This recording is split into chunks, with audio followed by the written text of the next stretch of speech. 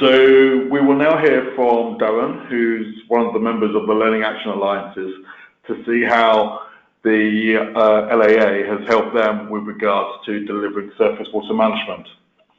So Darren, if you unmute your phone and just tell me when you want to progress the slide, that'd be great. Okay, can you hear me? Is that okay? Yeah, that's all good. Okay, good stuff. Well, hopefully I can cast it in a better light than our IT at the minute, which is why you're at the controls, Paul. And we'll try and do that though. Hi everyone. My name's Darren Varley. I'm a principal engineer in the flood management team at Newcastle City Council. And I'm going to talk about the role of the Learning Action Alliance in Newcastle's approach to flood and water management. Hopefully without the risk of repeating Emily too much, I'll go over some of the background to why we are where we are in terms of having an Learning Action Alliance, the reasons it came into being. I'll talk a little bit about our work within that Learning Action Alliance, and there will be some similarities with some of the things that Emily said, but I'll try and keep that to a minimum. And then I'll go through a few, well, certainly two primary examples of the work that we've done in Newcastle, and largely what the direction that the Learning Action Alliance was pointed at, really, in terms of projects, and then maybe talk a little bit about future opportunities. So the fairly famous tune Monsoon in 2012 was one of the catalysts for the Learning Action Alliance. As Emily said, it was a 1 in 100 year event, and probably the worst flooding in this city for at least 60 years anyway. And it caused somewhere in the region of around about £70 million worth of damages. But it wasn't the only event of 2012. We had a pretty miserable time of it during that year. We had quite a well-publicised culvert collapse at Newburn that resulted in multiple evacuations from properties, costs well in excess of £10 million that were borne by landowners, and obviously there was a lot of legal ramifications in terms of ownership there, who had responsibilities for whatever. And the year was also characterised by numerous flash flooding incidents citywide, and it gave us a good idea of where the most vulnerable communities were, and allowed us to start prioritising where we could intervene and where we could look at some of those solutions.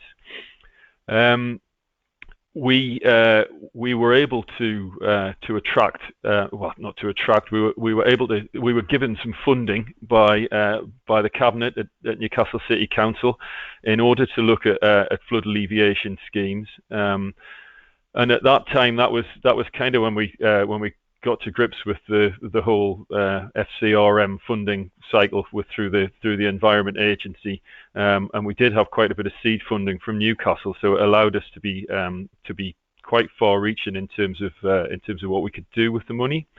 And we also sent a citywide questionnaire out to the residents. Not just the ones who had been affected by flooding, but all of those in sort of flood-affected areas generally.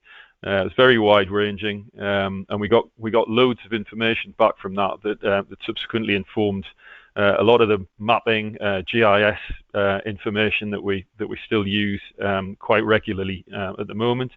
And it's also the results of that have also been invaluable for the likes of the university and testing some of their modelling capabilities, and I'll come on to that a little bit later on.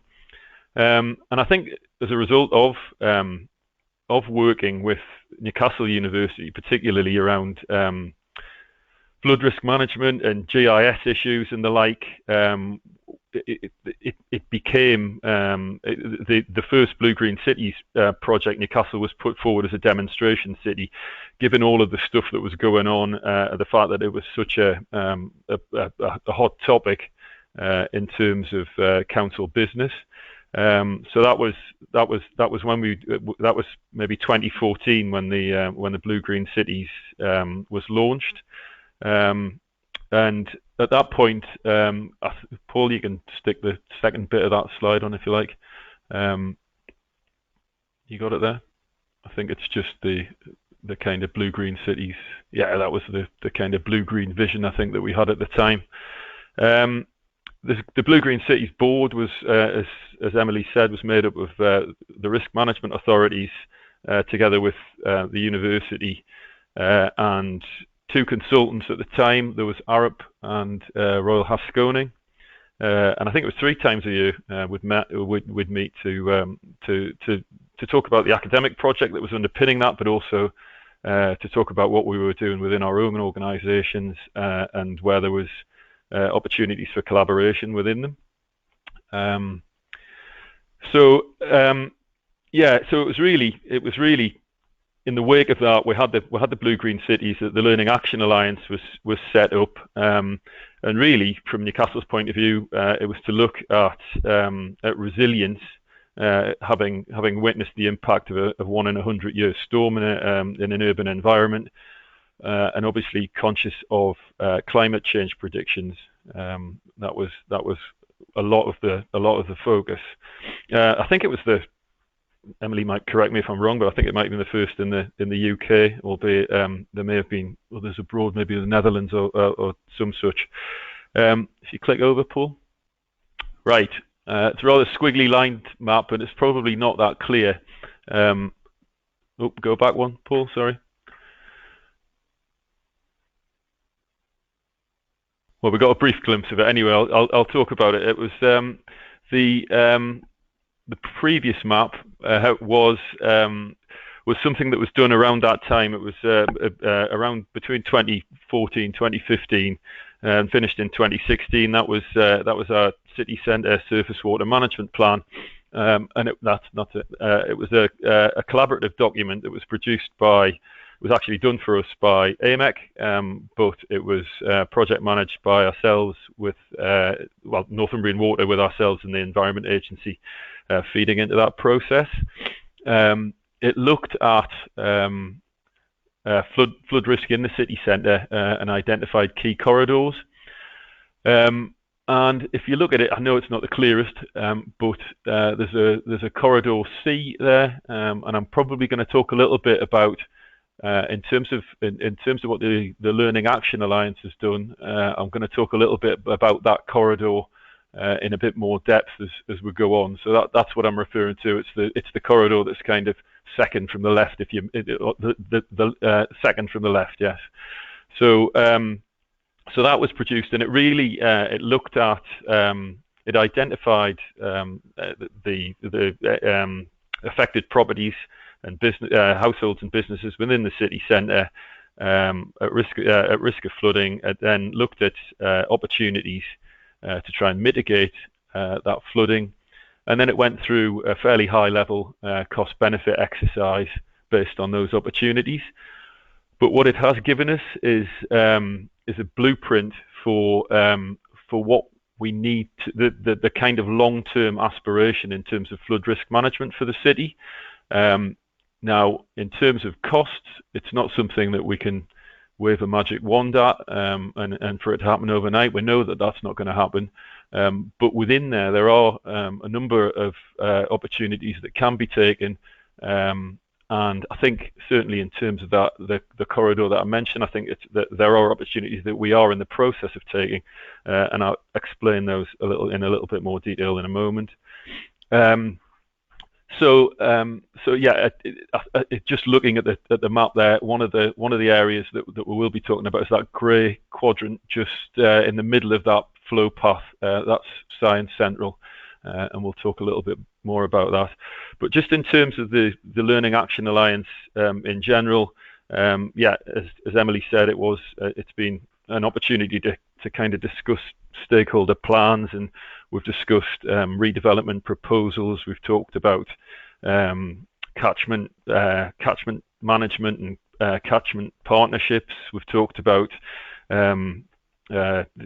drainage and wastewater from the from Northumbrian Water's point of view, and blue-green infrastructure, and how the planning process can affect the implementation of SUDs, all of those things. But really, how we can get that sort of blue-green vision put into practice. And the Learning Action Alliance has been really multidisciplinary. We've had planning policy people there. We've had development managers, landscape architects, ecologists, engineers, through a series of presentations and Q&A sessions and workshops and the like. And then kind of the signatory institutions have always been there, and they've kind of provided, whether it's academics or it's estate managers or it's engineers, but there's been a political oversight to that as well, and I think that's really important.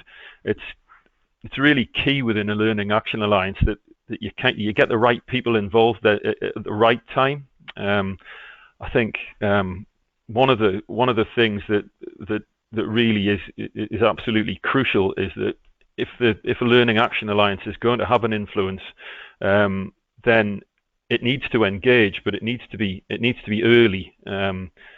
If you don't get engaged with a project way early at the land management stage, then really you're going to struggle to have an influence there. You need to include the right people. You need to cast that net pretty wide, including the likes of businesses, and really looking at those beneficiaries across the board, so that they can be involved in that early conversation. And I think, insofar as the Learning Action Alliance in Newcastle has been concerned, I think we've done well. I think if we had our time back, we'd probably cast the net wider earlier. You can end up in a situation where it becomes a little bit of a clique, because there are you have like-minded collaborative institutions who are talking the same sort of language, and then there are others who aren't really in that process, who you then tend to have trouble with when you do try and engage with them. And it may be a better idea to try and have a bigger tent at an early stage and try and get that sort of consensus built in. And I think that was something that sometimes we found problematic. It wasn't that we couldn't overcome that. It was just that it was always seen as a block, and it was never seen as something that had been resolved, if you like. So that would apply to some landowners, possibly business development companies and the like. And I think in terms of the political buy-in from Newcastle, I think that started out really strongly, and I think that's probably reflective of the events of 2012. It was fresh in everybody's minds, and from a senior management at the council's point of view, and from a politician's point of view, there's certainly a need to be acting at that point in time. I think, as far as Newcastle's concerned, we didn't then have a great deal in terms of surface water flooding for the next few years, and I felt that there were other issues that may have sort of been the flavour of the day thereafter, and that sort of political buy-in started to wane a little bit, and I'll come back to that. But I think that's been re-galvanised to an extent. But one of the other things is, I think it's very important that that certainly within individual organisations, and particularly the risk management authorities, that it needs to be recognised that there can be different and sometimes competing roles within those organisations. Certainly within a council, as you can imagine, we'll have the need to attract business rates, which doesn't necessarily, chime particularly with blue-green infrastructure. There's always a need for value engineering. Again, it's something that can be, blue-green can be seen as something that's quite cuttable when it comes to those things. So it's really, really important, I think, that you do within organisations. There's quite a united approach to a lot of these things, and and it also needs continuity, I think, in terms of the personnel and representation by people who can actually make some of those decisions. It just doesn't happen by itself. Generally, there's a lot of money involved, and certainly insofar as drainage is concerned, it's quite easy to make a case for pipe solutions in an urban environment.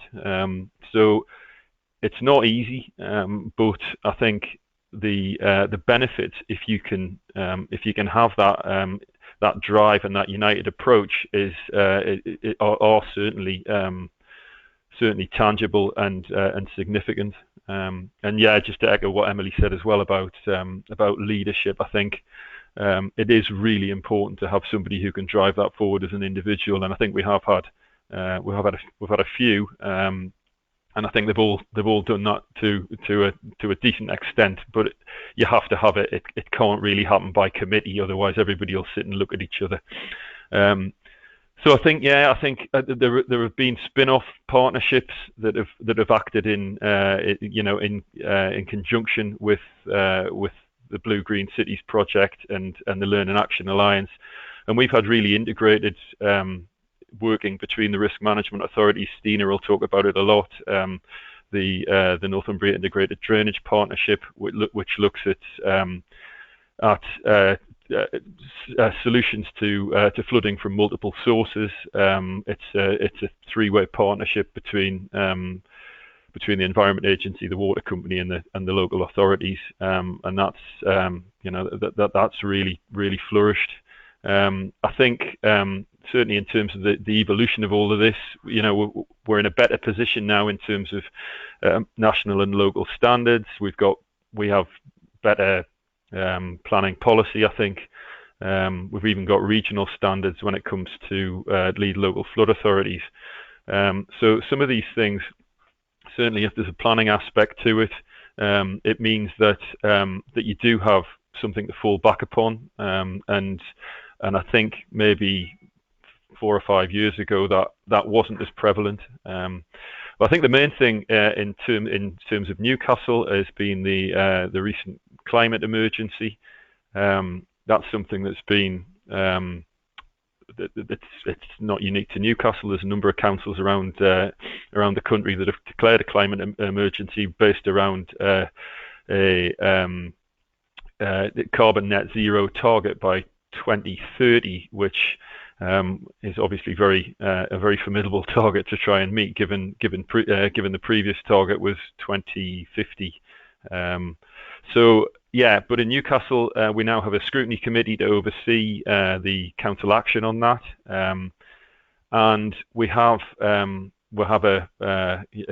cabinet paper that makes it very evident that all mitigation measures and adaptation measures have to be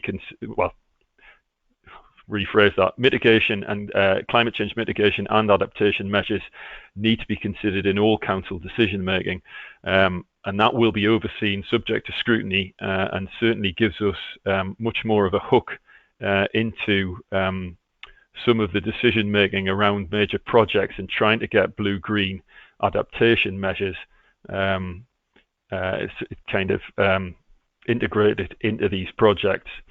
So slide 4. So so we talk a little bit about Newcastle Hilux, and really this was the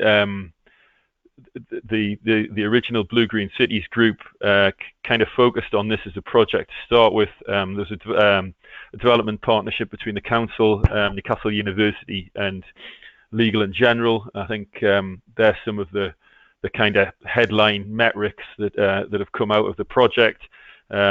It's delivering kind of world-class science, engineering, and technology facilities. Real sort of cutting-edge stuff. And it kind of, I think ground was broken. I've got a few photos later on. I think we broke ground there in around about 2013. But there had been, obviously, there'd been quite a lot of planning up until that point. In terms of a drainage strategy, there is an original master plan for that. Paul, next one. It looks something like that, and you can kind of down to the right of the screen is where most of the facilities in terms of bioscience and the like are housed, and then up to the top left there's residential areas. I think it's safe to say that at the outset the project wasn't hugely focused in terms of certainly blue-green cities and really overall flood risk in general, but I think it got enhanced as it was appreciated following 2012 and the fact that blue-green cities was alive and kicking in Newcastle, and we had the Learning Action Alliance. It became something that where it was obvious that we could do better, and I think that's what we've tried to achieve through various forums to try and bring that up to something that we can be proud of. One of the things, I think the original master plan's on the next slide, Paul, if you just want to click through to it, it looks like hang on, if you can click through a couple more and I'll come back to that one. That's it, yeah. So that was the original drainage master plan. It still does involve that big brown square in the middle, which is a big underground tank. And I dare say that if we had to do this again from scratch, it probably wouldn't be there. It would be a nice basin, and would have water on the surface. But there it is. The green lines that you can see going to and from it though are swales. So we have got green infrastructure in there. That.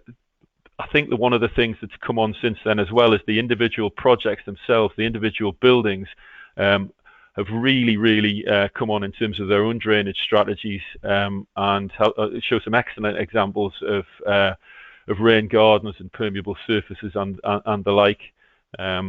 So if we just go back, Paul, 3 to that first black slide, that would be really useful. That's it. And the other thing that happened around that time is that the university got involved in modelling the flood flow in that part of the city. Something called CityCat that is an analysis package looking at overland flows, but taking into account the drainage network and the effect of the buildings on flow paths. It then gave us the inputs, if you like, for the flows through the site. Do you want to go on to the next slide, Paul? And it also it gave us that's it. It looked at options for long-term sustainable solutions to some of the flood risk that we have in the city centre, and how Science Central could probably affect that. You can see that the slide on the left is showing the effect of putting a swale into one of the thoroughfares in Newcastle called St James's Boulevard, which runs past Science Central, and the effect that would have on the right-hand slide in terms of reducing the depth of flows in the city centre. So if you go on the next slide, Paul, you can kind of see how that works in an interactive way. So if you pull your cursor down to the bottom there and you click the play, that should show you how a swale affects the impact of a 100-year storm on the city centre. And the colour that you can see stretching out to the east is a reduction in flooding, and the bright colours that you can see down to the south in there are increases in the depth of flows. So they take out of the water that's going into the city centre and take it into the river, which is down at the bottom there, where that red and yellow is situated. So the university did quite a lot in terms of that. And then, do you want to click on, Paul, as well, the next slide? We can kind of go one more, I think, as well. So this is kind of just some of the photographs. So it's the old brewery site, quite a lot of, almost entirely impermeable. Just click through them, Paul. We can kind of see how it's kind of gone. So that was the site clearance. It's a huge site right in the centre of town. You can see the football ground there, just to the east of it. This is kind of the end product. So these are some of the buildings that are the buildings themselves are first class. They've got some really nice sort of blue-green infrastructure around them. Do you want to click through? And there's quite a lot of landscaped areas in now, and that's probably the last one, which is the the overall vision for it. Some of that's not in there at the moment, but certainly in terms of the direction of travel for how a lot of the buildings have come on, that seems entirely deliverable from where we are at the minute. And as you can see, it does kind of give that impression of a green oasis within the rest of the city. We've kind of from there, right? Yeah, thanks, Paul. And I'm sorry for the quality of this slide. It's taken direct from a PDF file. We've looked at Science Central, and if you can remember that catchment approach that I talked about right at the start with the flow paths, this is then the attempt to join the dots in terms of that. So we've got a project in which has attracted European Regional Development Fund funding for about £1 million out of a project of £2 million.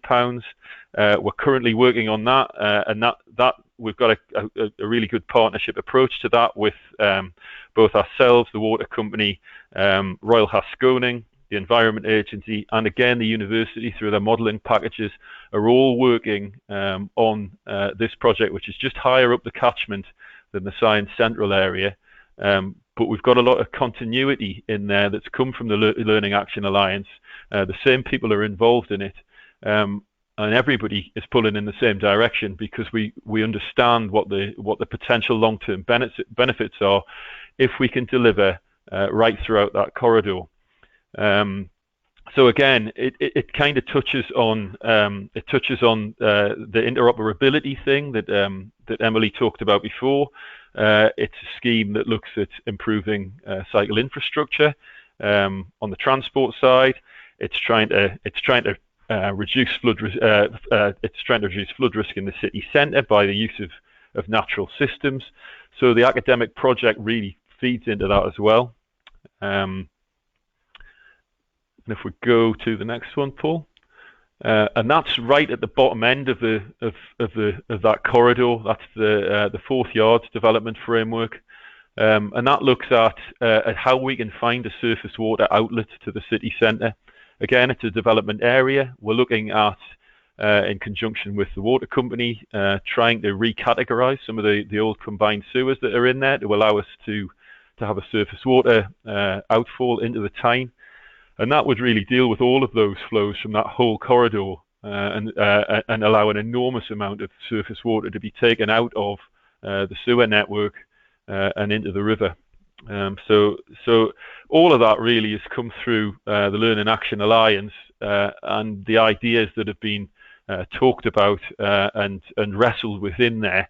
And as the opportunities have presented themselves through development or through funding opportunities, we've been able to jump on those and try and develop those plans further. But the kind of seed of that and the ideas have really come from both Bluegreen cities and the Learning Action Alliance. So I'm conscious of the need to speed up a little bit, so I'll try and be quick. Paul, do you want to click through? Oh, sorry, that was the same plan again. Just the other one I was going to talk about was East Pilgrim Street. I think I'm probably pushed for time a little bit. I'll be quick about it. Yeah.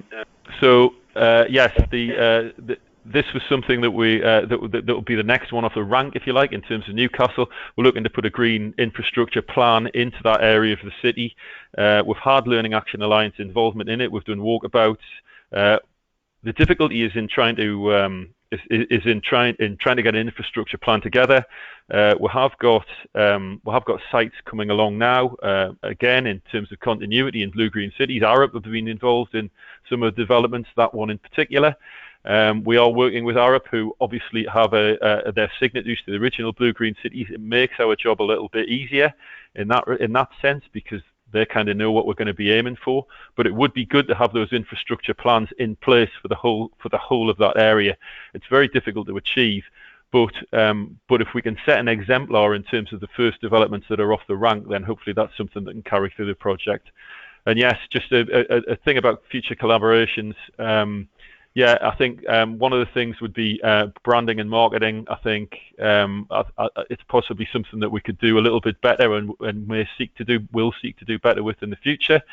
And the other thing is common goals. I think there are loads of projects out there I can think of, well, there's the iTree one that I've mentioned there, but there's also Environment Agency project at Tyne Estuary to improve the riverside environment. And there's a nature-based solutions project that runs kind of parallel with the urban flood resilience. And all of those things are, areas where you can have good crossover. You can certainly bounce ideas off one another and get better outcomes. Thanks. Great, thanks, Darren. That's really, really interesting, going from the value of the Learning Action Alliance down to the actual what it looks like on development. So, if you can mute your phone again, I will then pass over presentation rights to Stina, who will talk about the water company's view on life and the Learning Action Alliance.